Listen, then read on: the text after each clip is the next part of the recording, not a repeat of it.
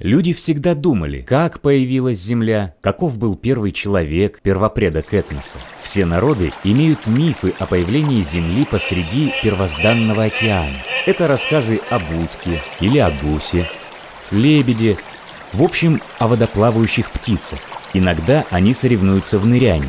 В Сибири в таких соревнованиях чаще побеждает гагара, но классической птицей-ныряльщиком в мифах является утка, которая появляется с кусочком ила со дна. И вот с такого клочка земли из утиного клюва, обрастающей сгущающейся пеной, начинает постепенно разрастаться земля. Такова версия мифа сибирских народов. А вот в начальной формуле героического эпоса, например, Эвенков, говорится о времени появления на земле первого человека так. Это было давно, когда земля была размером с коврик, сделанный из головы одного оленя, а небо было сопрокинутое берестяное ведерко. При этом иногда уточняется: деревья тогда были размером с современную траву, реки ручейками, моря размером с блюдца, горы с холмик. Таким размером первоначальной земли под стать были маленькие звери. Первый человек обычно назывался не первым, а одиноким, в том числе якутский Эрсоготох,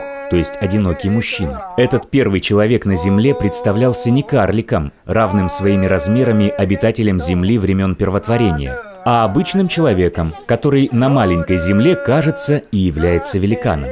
Совсем как безоружный герой эвенкийского эпоса Нимгакан на нашей экспозиции, который лосей догонял пешком, брал их как жуков и подвешивал на вязки своего кафтана, принося домой на 10 вязках по 10 лосиных туш. Не только в устном наследии сохранена память о временах первотворения. Так, в знаменитых японских «Садах камней» сохранена идея маленькой земли первотворения. При созерцании нечетного количества каменных островков среди песчаных волн в подсознании японцев существует миф о временах первотворения, о Идзанаки и Идзанами, о первых духах-демиургах, имевших антропоморфный облик, создавших японские острова путем погружения копья в океан. Они месят морскую воду, вращая копьем. Возможно, как мы, якуты, вращаем меж ладонями итык при изготовлении кёрчиха, взбитых сливок. Ведь недаром кухонное орудие почему-то называется итык, синонимично понятию священное. Тем более, что в японской мифологии есть сведения, что земля когда-то была подобна всплывшему жиру на поверхности морских волн, совсем как якутские всплывшие сливки при изготовлении кёрчиха. Когда японские боги подняли копье, капли вспененной медузообразной земли упали с него, загустили и образовали один остров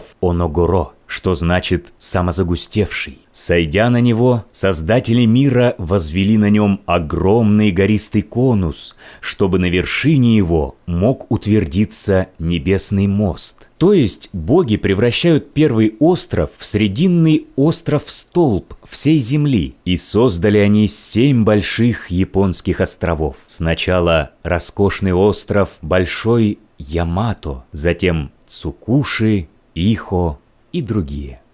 Поскольку в культуре ничто не исчезает, а каждый ритуал восходит к символике своего происхождения, временам первотворения, вспомним, как начинается якутский Асохай.